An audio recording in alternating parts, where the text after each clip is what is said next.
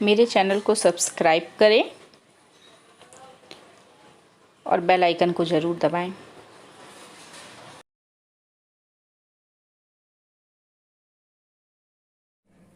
Hello friends, आप सभी का मेरे चैनल में बहुत बहुत स्वागत है। मैं खुशबू गुप्ता आज आप सभी के साथ सीटेट का पेपर पैटर्न जो कि जुलाई 2020 का है, आज आप सभी के साथ डिस्कस करूंगी। वीडियो स्टार्ट करने से पहले यदि आपको मेरा वीडियो पसंद आता है तो इसे आप लाइक और शेयर जरूर करें। साथ ही साथ मेरे चैनल को सब्सक्राइब भी करें, जिससे जो भी मैं वीडियो डालूं वो आप तक पहले पहुंच सके। चलिए, आज मेरा टॉपिक है सीटेट जुलाई पेपर पैटर्न 2020। आज हम डिस्कस करेंगे जुलाई में जो 5 जुलाई को आपका पेपर होने वाला है सीटेट का, उसकी प्रिपरेशन हम कैसे करें कि हम अच्छे से अच्छे मार्क्स को गेन कर सकें और सीटेट के एग्जाम को क्रैक कर सकें।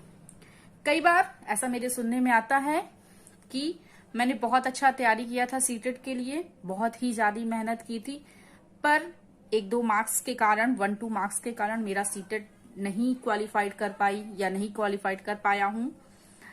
तो कई बार हम जब एक सही रणनीति को नहीं फॉलो करते हैं तो उसका रिजल्ट यही होता है कि हम सीटेट जैसे एग्जाम को या कोई भी एग्जाम को क्लियर नहीं कर पाते हैं या फिर 1-2 नंबर से ब्रेक हो जाते हैं या रुक जाते हैं।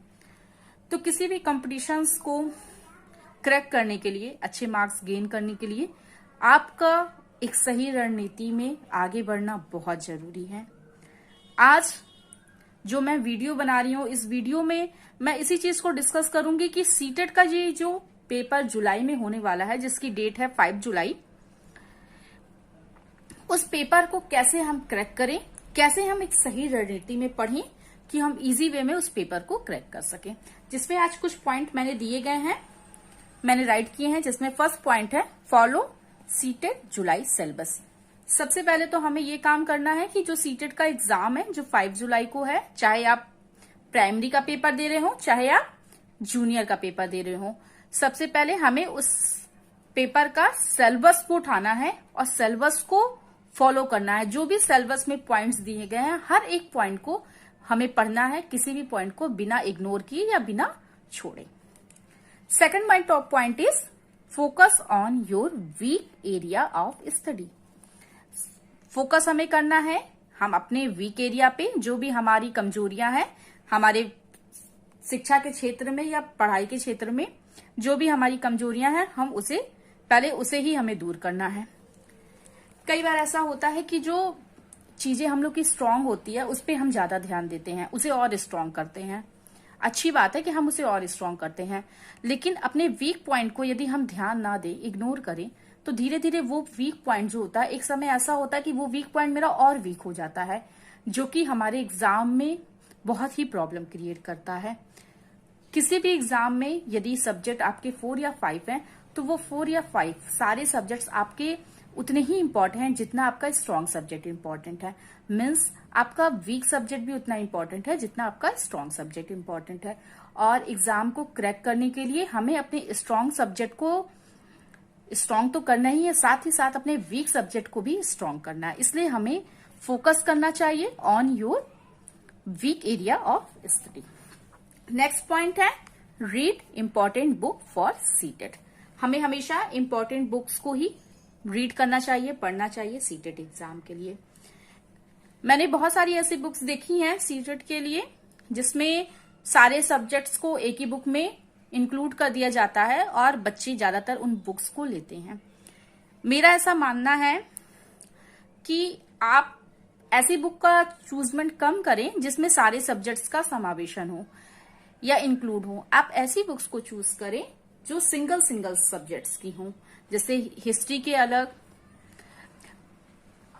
ज्योग्राफी अलग, आपकी हिंदी अलग हो, इंग्लिश अलग हो, ऐसी सारी मतलब अलग अलग लैंग्वेज में या अलग अलग की आपको बुक चूज करना चाहिए। उससे आपको ज्यादा मदद मिलेगी सीटेट के एग्जाम को क्रैक करने में, क्योंकि वो जो सब्जेक्ट्स वाली बुक होती हैं, पर्टिकुलर 1 सब्जेक्ट्स की जो बुक होती है, उसमें चीजों को ज्यादा अच्छे से डिफाइन किया जाता है, जो कि कंपेयर टू वो बुक्स जिसमें सारे सब्जेक्ट्स इंक्लूड होते हैं।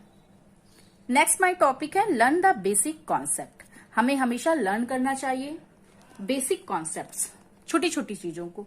कई बार ऐसा होता है कि हम चीजों को जब पढ़ते हैं तो पढ़ते पढ़ते हम कई बार कुछ टॉपिक्स को छोड़ देते हैं, ये सोच करके कि वो टॉपिक्स बहुत ही इजी हैं या वो टॉपिक्स एग्जाम में नहीं टच करेंगे। ये हमारा अपना माइंड मेकअप कर लेते हैं कि वो टॉपिक एग्जाम में नहीं टच करेंगे, वो बहुत ही इजी हैं। लेकिन जब हम पेपर देने जाते हैं तो जो कभी कभी ऐसा होता है कि जो टॉपिक हम छोड़े रहते हैं वही टॉपिक को वो टच कर देते हैं।